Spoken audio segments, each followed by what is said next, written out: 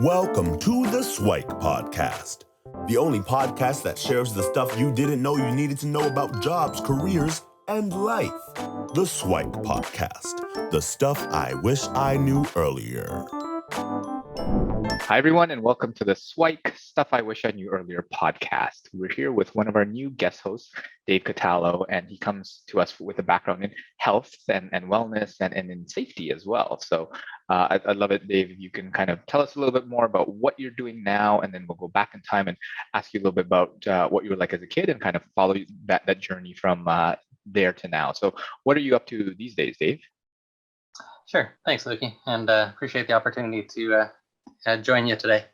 As far as what I'm up to, I'm a health and wellness, and as well as a safety leader for a large organization in the manufacturing industry, and basically, spend a lot of time actually working with our leaders, trying to encourage getting our associates and everybody involved, and trying to take ownership of their own health and well-being. So spend a lot of time just working within that realm. Sounds good. So if you can go back in time and kind of let us know, what was Dave like as a kid? So some of the early fond memories that you had growing up. What were you like kind of as young, wee little Dave? Well, I'd say I probably started off a little bit more on the shy and reserved side. I will say that I was fortunate to fall within a good group of friends that allowed me to open up and really show my true self. And, I always took an interest in how, from a health perspective, I did take an interest in how the body worked and whatnot. So I got into some weight training and that a little bit early. And I think that a lot of things that I did back then, I realized probably wasn't the greatest for me, but yeah, that's kind of where I started. So talk to us a little bit about kind of shy Dave and maybe getting into that group of friends that helped him open up. So what was that like? Was it kind of like almost kind of like deathly afraid to connect and reach out to people, that sort of thing? Or is it more like, you know what, you wanted to say something and you just needed kind of the right environment to that? So walk us through a little bit about kind of that situation. I think there was a little bit of a comfort with myself component to it. And then there was just the not wanting to, I guess at the point there was not wanting to stand out or be, I don't know if there was a bit of fear in what others would think.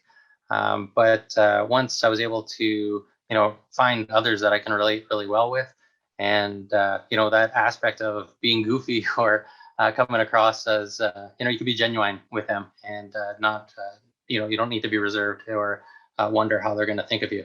So it was, nice to get in a group with kind of that thought. Cool.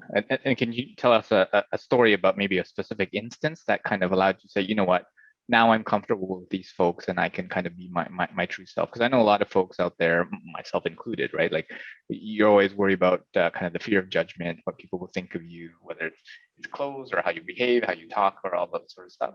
But do you have a moment where you said, you know what, I'm so comfortable with these folks, I can do kind of these silly things or these whatever things that I don't really care because I know they'll accept me for who I am. Do you have a story that you could share about that? I think probably the extreme example. We had back in high school, we had a dress code, and then every once in a while you'd have a dress down day. And again, I got to the point where I had these yellow and black kind of plaid type of pants that just weren't fashionable at all. But again, at that point, I was so comfortable with the group and who I was around, and that they'd have my back no matter what. That just became a way that I expressed myself, and I wore those pretty much during those. Anyways, yeah. Not a aficionado on the side, but yeah. And you cut out a little bit, but what I heard was you had kind of yellow and black plaid pants, and you had some friends that were willing and able to kind of accept you, even though your fashion sense wasn't necessarily at its height at that point. But yeah, I mean, I'm the same way where I don't think I have that much fashion sense. I only look good now because my wife usually picks my clothes out for me. Sort of thing, or help me buy some of that, right? So talk to us a little bit about that interest in how the body works. So when was kind of the first kind of inklings of that? Was that kind of younger when you were like in elementary school, or is it in high school, or like what was kind of the first time when you started kind of diving into the inner workings of the human body? Yeah, I think I took a course on just in high school. I think it was grade 11 or grade 12, and it was basically along the lines of kinesiology, human conditioning, and whatnot. Okay. So an introduction into it, and that's where I kind of got a glimpse of what there's actually, I guess, going into grade 12 OAC, trying to figure out what what I wanted to do with my life. I needed to figure out like the way I was raised, the idea of going to university, then finding a good job. That was kind of what was instilled in me. So I guess you can call it my subconscious programming was aligned with that. So I thought, well, if I'm heading that route, I might as well try to figure out something that I'll enjoy. And so that's kind of the idea of trying to. I wanted to get in shape. I wanted to be able to do that, and that's kind of how the interest came. Sounds good. And then for those listeners that don't know, OAC is Ontario Academic Credit, and it's actually grade 13. So we're old, way back when they actually had a year before university called OAC. But now I think they scrapped that, and you go from grade 12 to straight to university, college, or post-secondary. So just for folks who aren't familiar with that term.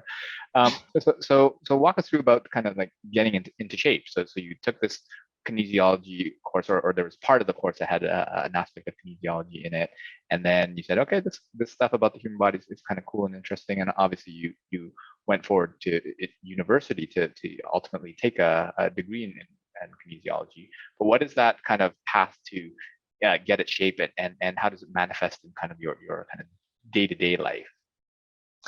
Yeah, so that's interesting. Like when I was in university, I did learn about anatomy, physiology.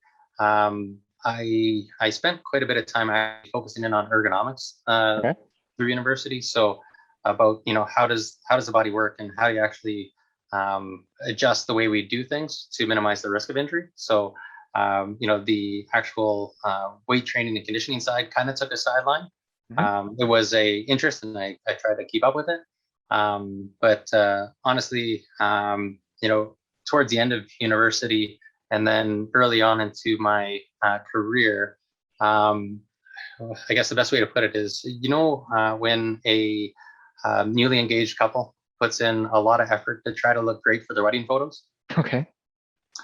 Well, my wife now, but my fiance at the time, you can say we kind of skipped past that stage and went straight into adding the comfort pounds you normally put on afterwards. So when I first started working, you can say that I wasn't in the greatest shape, and with the demand of the job, other priorities coming up, I didn't really put the time and effort where I really wanted to, but it wasn't happening. So I went through a couple different iterations of trying the latest fads, trying to adjust my diet, trying to change the exercises that I do. And, it wasn't until I kind of, maybe had an epiphany moment or whatnot, where I was like, you know what, this is actually more of a lifestyle change that I needed to make overall, like a holistic approach to it, versus trying to hit, work on my nutrition. Okay. And then work on fitness or whatnot. And I think once I kind of clued in on that aspect, and try to figure out more so what can I do that I'll be able to sustain over the long run. And, that's where I kind of hit the ground running and was able to make some real progress. And can you go back to that epiphany. I don't know if there was like one moment or if there's a lot of little things that kind of led up to that moment, but like, because it sounded like, well, I knew you during those times, and you were a little bit heftier, I guess. I guess you talked about like comfort pounds and stuff like that, right? And it's not like you're huge or anything, but we wouldn't necessarily say that you were kind of the epitome of health, right? And then you mentioned that you're trying to take a little bit more control, and you were kind of, I guess, yo-yoing back and forth, where you were healthy and not, that sort of thing. And what was that kind of like moment that said, you know what, I'm going to make a change? Was there a moment, or how did that happen? Yeah, it was a big change in the mindset. Like when I would go back to the reason why I was doing it or why I wanted to, and just having a goal of being healthy or wanting to look good. I think those goals were too surface level that didn't let me stick to it when I really needed to, or allow me to continue on. Like, I want to look good, so I go on a diet, and I try to follow a certain diet plan. I remember doing the cabbage soup diet at one point. Right? So it's like a 1 week really intensive, and you eat certain things each days, I think. But anyways, and I lost the weight, or like a good amount of weight, and that, but it wasn't sustainable. Like after it's over, you go back to what you were doing before, and things go back, and you seem to balance out to where your body wants to be. Like you kind of like a preset disposition there. Even with exercising, like I did, I'm not sure if you remember, years back, there was a P90X program. Mm-hmm. And so I went heavy and into that, and I saw results, and it was good. But after I kind of finished the program, time goes on, life gets busy, and all of a sudden back to almost square one, or worse. Right. So that's the kind of yo-yo effect that was going on. So, but once I kind of triggered in that, why am I doing this? What do I want? And I dug deeper with the, I wanted to, and at that point, I had I think two or three kids at the time. Anyways, I got four kids. I didn't mention that, but I had a couple kids under the belt, and kind of hit home that I wanted to be healthy. I wanted to be able to not only support them, but be in a position to enjoy them as they grew up and do things with them. So again, everybody has their different motivators, but for me, that was kind of what hit home, that I can't be obese, I can't have high blood pressure, and family history of heart condition, so that doesn't bode well with where I want to be long term. So again, once I keyed into that motivator, it really helped me stick with it. Yeah, and I think that resonates with me as well, where that surface level, I just want to be healthy, look good, kind of helps for a while. So I mean, I'm not a huge guy. Most people think I'm pretty scrawny, relatively speaking. But I guess during the wedding, I actually was probably at my heaviest, right, when I got married, and then I had like extra poundage there that I didn't necessarily appreciate. And then I think it was a similar thing where if you kind of think about, when I think about my why, it probably had to do with the kids, in the sense, what, I don't want to be like winded when I play with them, that sort of thing, right? I want to be able to keep up and even do better with them, so that I can kind of push them to grow and be the best versions of themselves. And then when you get like doctors' reports with like high blood pressure and stuff like that, which is new to myself, then just adding the extra little bit of exercise and better health and eating a little bit better. But you took it a little bit more to the extreme, in the sense that you've done much more than I have. But again, a lot of that stuff resonates. So what were some of the kind of key changes that you put into place? So I know you as someone who started doing triathlons and stuff like that, and doing runs and things like that. What was kind of the initial build up to that point? Like, how did you get from, I just want to be healthy, now I have my why, and then what were some of the changes that you made along the way to kind of help you grab kind of health by the horns and kind of run with it? Yeah, sure. I think, I kind of used a little bit of management strategy, transferable skills here, right? So I used the draw, see, think approach, where I kind of set out and drew an image or try to see, what's that, what's an epic target to shoot for, and it's almost that laughable goal that you throw out there that you're even embarrassed to say. And so I had that out there, and a marathon was that goal. I actually had a manager.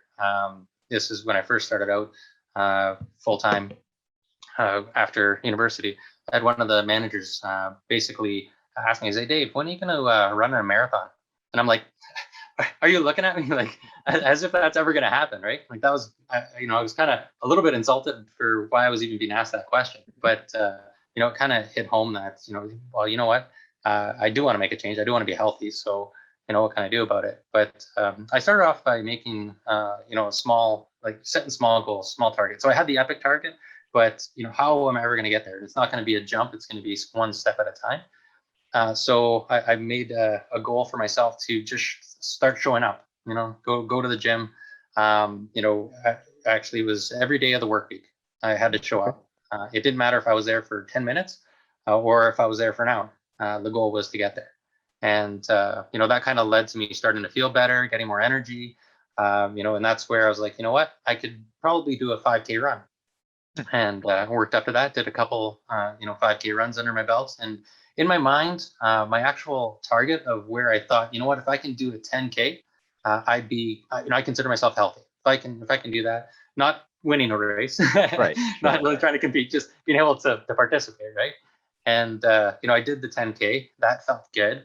And so again, it was definitely a long process, but it got to the point where I'm like, well, if I can do a 10K, why not try a half marathon? I did the half marathon, and then it came to the point where marathon still looked scary, but it no longer seemed out of reach. And that's where I think I mentioned it to you.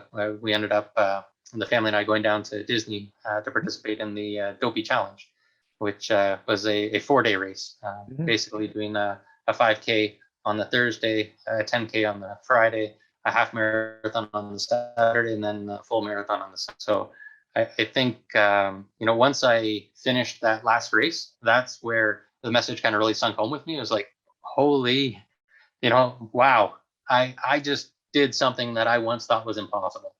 And so that's kind of, and that kind of gave me some confidence that, it doesn't matter in what aspect of life that I'm dealing with, whether it's, my career, at work, or what I'm trying to accomplish at home. Just having the right mindset and being able to rally the support behind me and go after it, it's surprising what we can accomplish. Cool.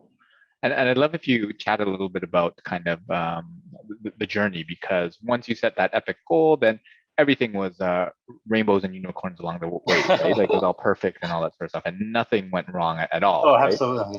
Absolutely, right? So, but I would imagine, obviously, saying that with a lot of sarcasm, in that there's probably a bunch of challenges along the way. Like what kept you going along the way to be able to, over 4 days, run out 5, 10, half, and then a full, that sort of thing, versus someone who just even scoffed at the whole notion of even running at all, right? What was kind of some of those driving things, and if you were to give some advice to someone who was kind of on that path, or what might you share with someone in those shoes? Yeah, I think like with anything in life, it's extremely difficult, if not impossible, to do it on your own. So reaching out and for one, making the goals, letting people know about what you're going after, what you're trying to accomplish, and just that kind of brings you a whole another level of support. People are encouraging. You figure that you might get judged or whatnot, but it's totally the opposite. They want to see you succeed, and they'll help you. I had a good friend of mine who I remember during my first half marathon. It was a windy day. We did the one up in Blue Mountain. And for the good portion towards the end of the race, I'm hiding behind him as he's blocking the wind for me, just to give me a little resistance on the run, right? So, so just being able to connect with people, rally that support you need, and there was challenges. Like you mentioned that I have completed a triathlon, a few of them. The first year as I was going through, I ended up hurting my back about probably halfway through my training program. So there's still a couple months before the races were coming.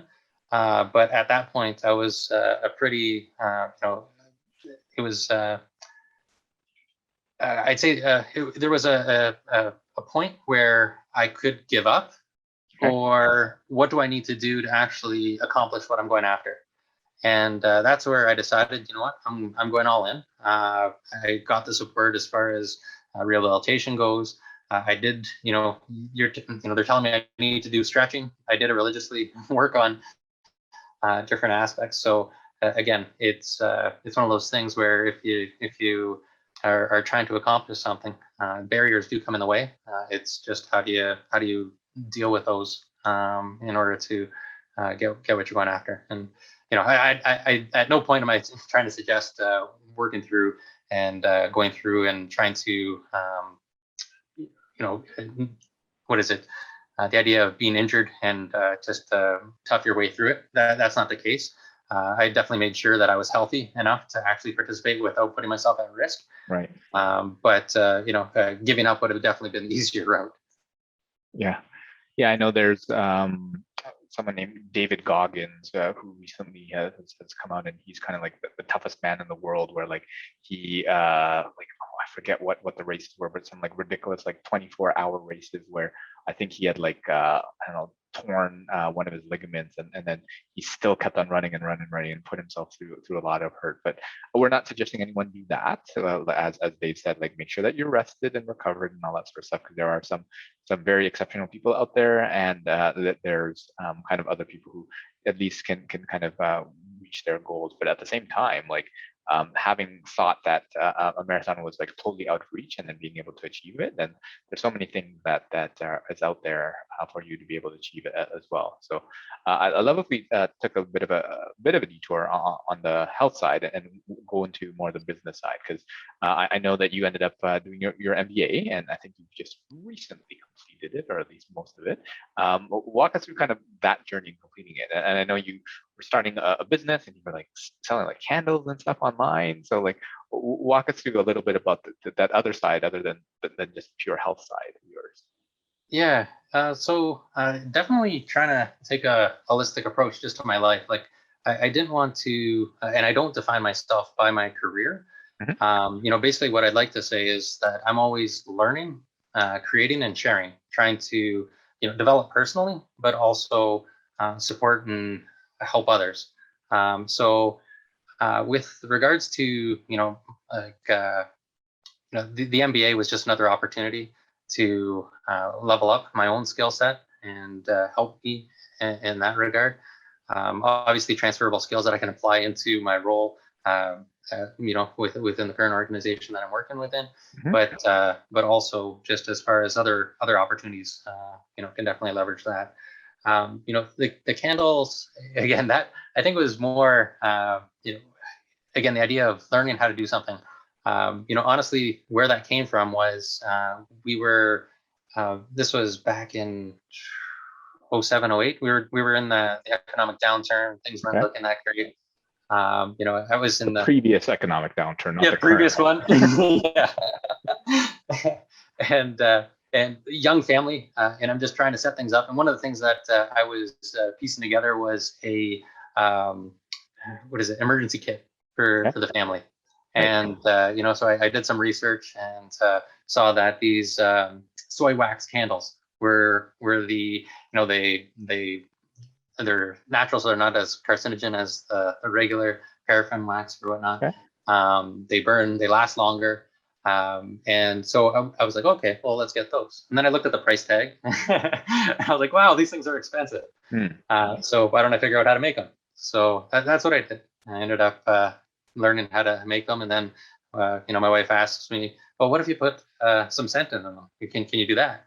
Right. And then it led to scent, color, and the different kinds. And yeah, it was just something to play around with. And then eventually other people showed interest in them. So I started to sell them a little bit, but never really took it anywhere further than that. But, sure. Yeah. So it's just a hobby. It's more of a hobby to kind of explore that I could make it and learn new things. And if you ever wanted to and turn that into a business or like, I don't know, Amazon drop shipping, you should probably do that at some point in time. But as we start to kind of wrap the discussion, if you can go back and give young Dave in whatever aspects of your career path, like what are some of the SWIKE that you'd want to share with yourself at the various kind of milestone points throughout your life? Sure. I think one of the biggest things is being more visible. Okay. You know, I think there's a lot of points within my career where, you know, I was acquiring the training. I was, you know, doing my job, and I believe I was doing it well.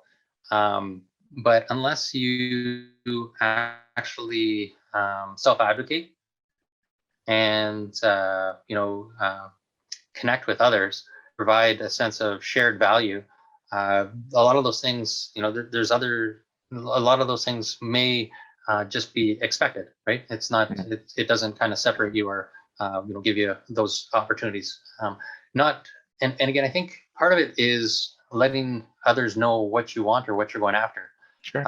You know, so again, this is going several years back now, but I kind of created a plan for myself where I set that epic target for a career. Where did I want to go?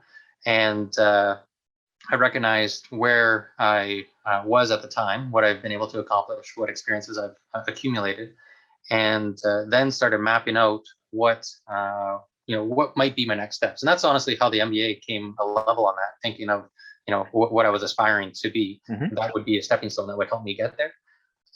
So I think if I would have taken that approach a lot earlier in my career, definitely would have helped me along versus just you know, going the traditional route, I guess.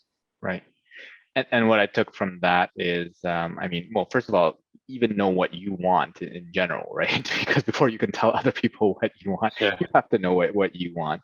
And I know a lot of folks out there who are kind of like, they're going with the flow and just kind of going through whatever comes their way, which, I mean, has its merits and has its value, but also it's kind of very reactive to whatever is given to you versus being more proactive to say, hey, I want to do this goal, like become a leader, an executive, or whatever it is that I want to do, and be able to kind of carve a path there versus, well, if they notice me, then they notice me. And if they want me to get promoted, maybe I'll do that, versus putting up your hand and saying, hey, you know what, I like the word you said, like self-advocate, and say, you know what, this is what I want to do. Like I'm not necessarily at that level right now, but I'd love to have these opportunities to grow and to put yourself out there. I think is definitely a key skill.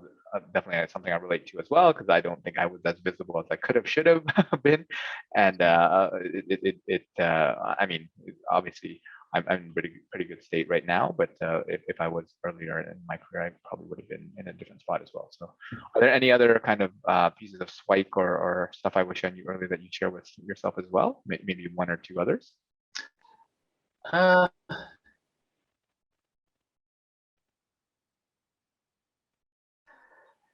Yeah, so I think maybe going back to the health side, could have keyed in on it a little bit earlier. Like it's surprising that what seems so basic has such a huge impact.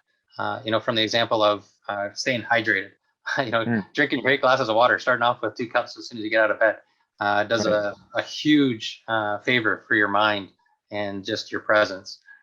Getting enough sleep, you know, trying to get in good quality sleep, and you know, staying on top of that. And obviously nutrition, the idea of we are what we eat. You know, I kind of hear that saying before, but you know, it's true when you look at the whole foods, trying to eat, you know, more vegetables and natural products, getting those vitamins and minerals. There's a lot of that help us perform, and you know, versus the traditional North American diet, which does provide you know, less dense nutritional values. So you're not getting the bang for your buck for what you're intaking. Yeah, and I guess the last one would be mindset. You know, keying in on that positive can-do. You know, having some certainty that you can accomplish what you're going after, and with that, it'll help you get to the actions needed to actually get the results that you're looking for. Right. I think both of them are super important. So on the health side, obviously, if you're not taking care of yourself physically, then it makes the mental stuff really hard as well. And then obviously the mental stuff is kind of the game, right? So there's so many people who like physically we all kind of have the same number of hours. We're relatively kind of the same from a health perspective, but it's oftentimes that mindset that really sets people apart. And some conversations that I've been having with folks is I mean less about like kind of the positive and negative, because a lot of those things are quite subjective, and the conversation for us has turned to kind of the appropriateness of certain emotions and attitudes that you have, and then also being a little bit more purposeful, because like the negative emotions of being sad and angry and stuff like that, they serve a purpose. And like if something traumatic happens to you, you should probably be sad or angry at that point, right? You don't want to go to a funeral and be like, oh, I'm so happy and happy-go-lucky, right? There's an appropriateness to it. But the other part is also being purposeful in your thinking, which I think is kind of the new I guess vocabulary that I'm using instead of kind of positive and negative, because you can be thinking kind of quote unquote negative things, but if you're purposeful about that, it's like, I want to be sad because I just lost someone that was close to me, that is appropriate and worthwhile, versus saying, you know what, I no longer want to purposely do that because it's not serving me, and that becomes kind of a different sort of attitude and thing to consider. So thanks so much, Dave, for sharing your insights, your SWIKE, and a little bit of your journey, and hopefully we'll have you back for a future episode. But where can folks connect with you if they want to do so? And I guess, are there any kind of future aspirations or things that we can look forward to hearing from you in the future? Sure. Yeah, I can connect with me on LinkedIn at David Catallo. And yeah, I'm currently finishing up my holistic nutrition coaching program. So looking forward to getting that completed and be able to support others, and maybe some courses down the road as well. Sounds great. So thanks again, Dave, for sharing your insights on health and safety and even some of the business stuff and candles and whatever. But thanks so much for joining us, and hopefully we'll have you back for another episode. That sounds great. Thanks, Luki. Appreciate it. Thanks for joining us on the SWIKE, Stuff I Wish I Knew Earlier, the podcast. If you like the podcast, please subscribe on iTunes, Stitcher, or wherever you found this podcast. And if you can give us a review, that would be very appreciated. Feel free to contact me on LinkedIn at Lukidanu, LUKIDANU, and the same on most social media platforms.